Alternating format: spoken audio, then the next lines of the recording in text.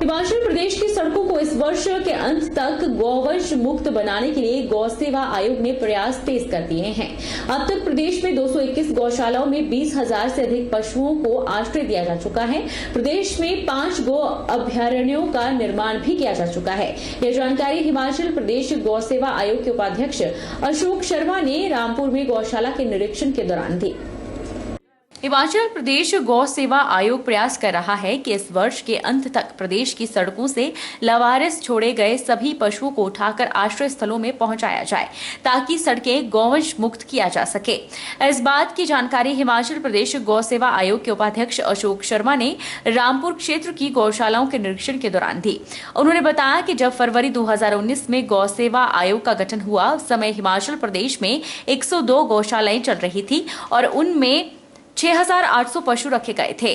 अब गौशालाओं की संख्या 221 हो गई है और इनमें रखे गए पशुओं की संख्या 20,500 हो गई है। अशोक शर्मा ने कहा कि प्रदेश में 5 काऊ सेंचुरी बनकर तैयार हो चुकी है, जबकि अभी और 3 का 2 महीने के भीतर बनकर तैयार होगी।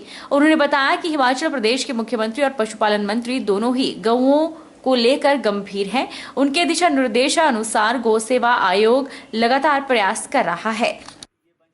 221 हो गई है और आज अभी थोड़ी देर पहले हम दत्तनगर में एक गौशाला और तैयार हो रही है, आने वाले 1 महीने में तैयार हो जाएगी और वो 122वीं गौशाला होगी हमारी। 222वीं मतलब 120 गौशालाएं पिछले 3 साल में नई खुल चुकी हैं और उनमें 6,800 गौवंश था जब आयोग बना था। सोलन नगर निगम कार्यालय में प्रॉपर्टी टैक्स को लेकर विशेष बैठक का आयोजन हुआ, जिसमें नगर निगम के सभी पार्षदों ने भाग लिया। बैठक में विशेष रूप से शहर के क्षेत्रों में प्रॉपर्टी टैक्स लगाने को लेकर चर्चा हुई। नगर निगम सोलन के आयुक्त राजीव कुमार ने बताया कि नगर निगम सोलन के अधीन आने वाले क्षेत्रों में प्रॉपर्टी टैक्स को लेकर विशेष बैठक आयोजित हुई। इसके लिए 1 महीने में शहरवासियों से आपत्ति और सुझाव मांगे गए हैं। विस्तार से जानकारी देते हुए उन्होंने बताया कि प्रॉपर्टी टैक्स संबंधित ड्राफ्ट नगर निगम की वेबसाइट पर डाल दिया जाएगा। इसके अलावा नगर निगम के दफ्तर आकर कोई भी आमजन इसे ले सकता है, जिसके बाद लोगों की आपत्तियां और सुझाव मांगे जा रहे हैं, जिनकी समय सीमा 1 महीना रखी गई है। इसका सिर्फ आज का जो स्पेशल हाउस का एक ही एजेंडा था कि जो प्रॉपर्टी टैक्सेशन को लेकर जो बाई लॉज हैं उसका ड्राफ्ट हाउस में डिस्कस करना था, ताकि उसको हम पब्लिक डोमेन पे डाल के रख सकें और जो 1 महीने के अंदर पब्लिक के जो ऑब्जेक्शन हैं उस पर वो आ जाएं, ताकि उसको हम नेक्स्ट मंथ उसको फाइनल कर पाएँ। टैक्सेस को लेकर आइए तो हाँ जी, प्रॉपर्टी टैक्स हाँ जी, प्रॉपर्टी टैक्स की क्या रेट होगी, कौन सा सिस्टम फॉलो ढांचा तैयार किया गया था टैक्सेस का, कितने टैक्सेस होगी? इस बारे में अभी ड्राफ्ट में सारी आपको डिटेल अवेलेबल होगी। जो हम ड्राफ्ट की कॉपी जो है वेबसाइट में अवेलेबल करवा देंगे कल शाम तक, और उसकी जो ड्राफ्ट की कॉपी है हमारे ऑफिस में अवेलेबल होगी। कोई भी जनरल पब्लिक इसको आके देखना चाहें देख सकते हैं और अपने जो कमेंट्स हैं, सुझाव हैं, वो 1 महीने के अंदर अंदर दे सकते हैं। स्वदेशी कामधेनु गौशाला मिशन पिछले 5 वर्षों से देसी गाय की नस्ल सुधारने का प्रयास कर रहा है। इस मिशन के तहत सैकड़ों गायों को संरक्षण देने के साथ उनकी देखभाल भी की जा रही है। वहीं देसी नस्ल की गायों के माध्यम से स्वावलंबन की राह भी देखी जा रही है। स्वदेशी कामधेनु गौशाला मिशन पिछले 5 वर्षों से देसी गाय की नस्ल सुधारने का प्रयास कर रहा है। इस बारे में अधिक जानकारी देते हुए गौशाला के संचालक ऋषि डोगरा ने बताया कि देसी गाय से न केवल दूध उपलब्ध होता है, बल्कि उसके गोबर और मूत्र से कई उत्पाद तैयार किए जा सकते हैं। उन्होंने बताया कि इसी कड़ी में गाय के गोबर और गौमूत्र से 8 प्रोडक्ट तैयार किए जा रहे हैं। इन देसी नस्ल की गाय का अगर सही ढंग से पालन पोषण हो तो किसान वर्ग की आर्थिकी में इजाफा हो सकता है। एक खूंटे तक जब गाय बनी रहेगी तभी हम बेसहारा गौवंश को जो हमारी समस्या है उसमें सुधार कर पाएंगे। और देसी भारतीय नस्ल की जो गाय हैं इनका लाभ किसानों को ये मिल सकता है कि गौ माता के जो बाई प्रोडक्ट्स है, लाइक अगर उनके गोबर और उनके गुंतर पर भी हम कार्य करें तो काफ़ी एक किसान को लाभ हो सकता है। हम लोग पिछले 5 वर्षों से गाय के गोबर और गाय के गुंतर से लगभग 8-10 जो है गौ उत्पाद तैयार कर रहे हैं और उसमें अब नया एक वर्मी कंपोस्ट और कुछ जो धूपबत्ती और समरानी कप का भी हमने शुरू किया है।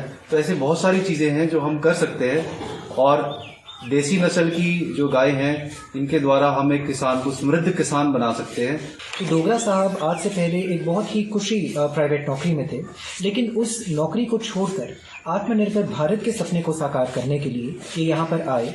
इन्होंने ये सारा का सारा सेटअप अपने बलबूते पर किया और एक प्रोडक्ट्स की लाइन को लॉन्च किया जिससे कि ये खुद एक एम्प्लॉयमेंट जनरेट कर सकें और साथ ही साथ सेल्फ डिपेंडेंट युवाओं का एक ग्रुप तैयार कर सकें।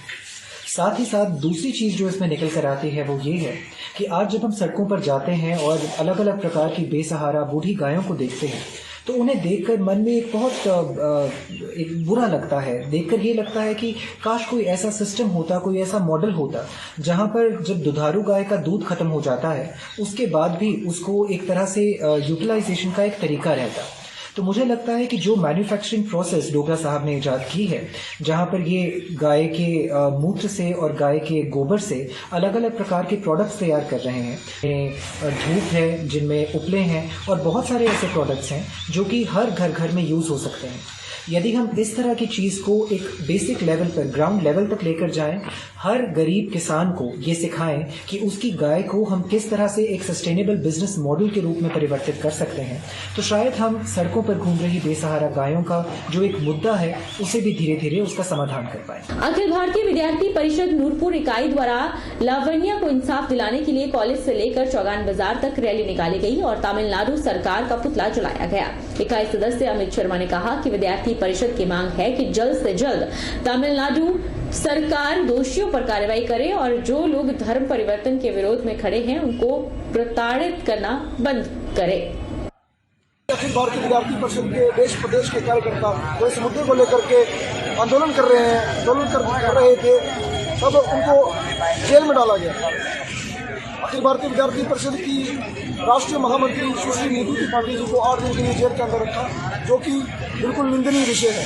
तो इसके खिलाफ कदम उठाने तो दूर की बात है, परंतु जो इसके खिलाफ आवाज़ उठा रहे हैं उन्हें भी प्रताड़ित किया जा रहा है। तो मैं आज यहाँ अखिल भारतीय विद्यार्थी परिषद इकाई नूरपुर की तरफ से ये तमिलनाडु सरकार को चेतावनी देना चाहता हूँ कि अगर वे इस मुद्दे पर जल्द से जल्द कोई ठोस कदम नहीं उठाते तो अखिल भारतीय विद्यार्थी परिषद उग्र से उग्र आंदोलन करेगी। SDM Jogindernagar doctor major Vishal Sharma ने जोगिंदरनगर उपमंडल के ऐतिहासिक, धार्मिक और पर्यटन की दृष्टि से महत्वपूर्ण स्थानों को विश्व पटल पर लाने और एक पहचान उपलब्ध करवाने के लिए एक गाना तैयार करवाया गया है।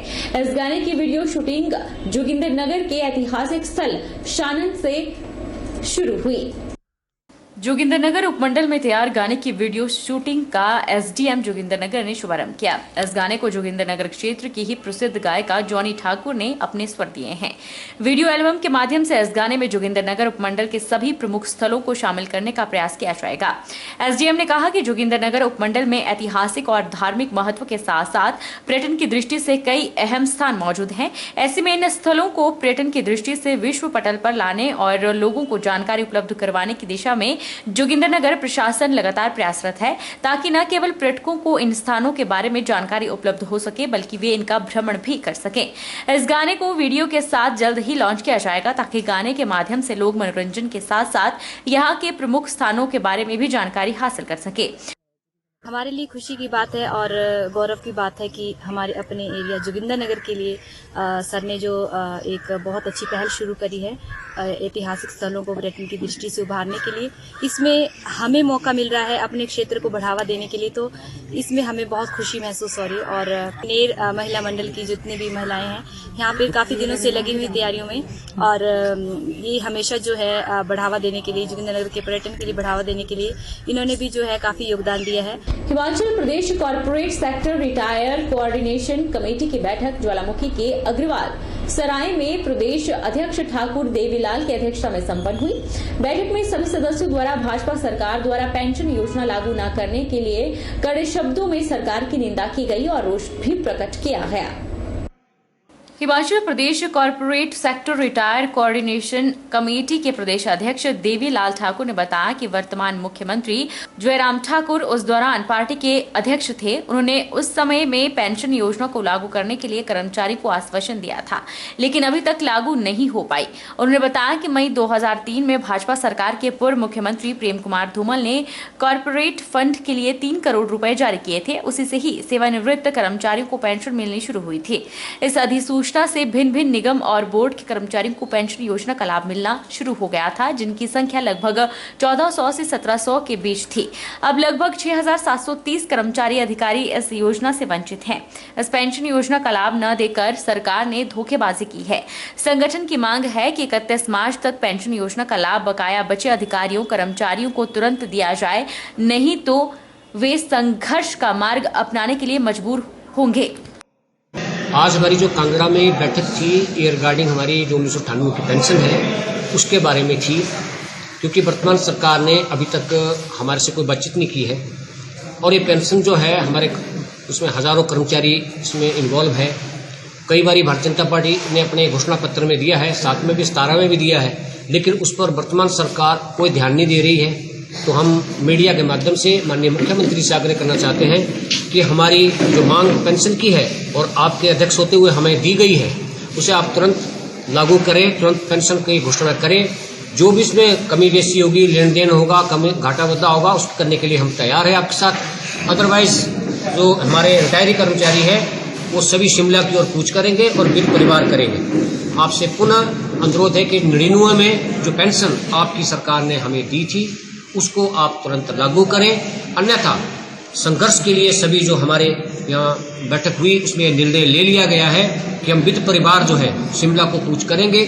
माननीय मुख्यमंत्री जी, इसके जो लाभ हानि होंगे उसके आप जिम्मेदार होंगे निश्चित तौर पर। सड़क सुरक्षा क्लब राजकीय वरिष्ठ माध्यमिक पाठशाला बाल ज्वालामुखी द्वारा स्कूली बच्चों को सड़क सुरक्षा के नियमों के प्रति जागरूक करने के लिए एक कार्यक्रम का आयोजन किया गया। इस दौरान स्वयंसेवियों ने यातायात नियमों की पालना के लिए शपथ भी ग्रहण की। ज्वालामुखी थाना प्रभारी सुरेंद्र धीमान ने स्कूल में चल रहे NSS के 7 दिवसीय शिविर में स्वयंसेवियों को सड़क के नियमों के प्रति जागरूक किया। उन्होंने स्वयंसेवियों को बताया कि बिना लाइसेंस और नशे में गाड़ी चलाना जुर्म है। सड़क पर सदैव सड़क नियमों का पालन करें और नशे से बचें। गाड़ी चलाते समय मोबाइल का प्रयोग न करें। बच्चों को सड़क सुरक्षा के नियमों का पालन करने की शपथ भी दिलाई गई। इस मौके पर स्कूल में नारा लेखन और पेंटिंग प्रतियोगिता का आयोजन भी हुआ। विभिन्न प्रतियोगिता में भाग लेने वाले छात्रों को इनाम भी वितरित किए गए। आज राष्ट्रीय वरिष्ठ माध्यमिक बाल पाठशाला में रोड सेफ्टी क्लब के द्वारा सड़क सुरक्षा नियमों की जानकारी देने के लिए थाना प्रभारी SHO श्री सुरेंद्र धीमान जी को बुलाया गया था। उन्होंने विद्यार्थियों को सड़क सुरक्षा से संबंधित नियमों की जानकारी दी।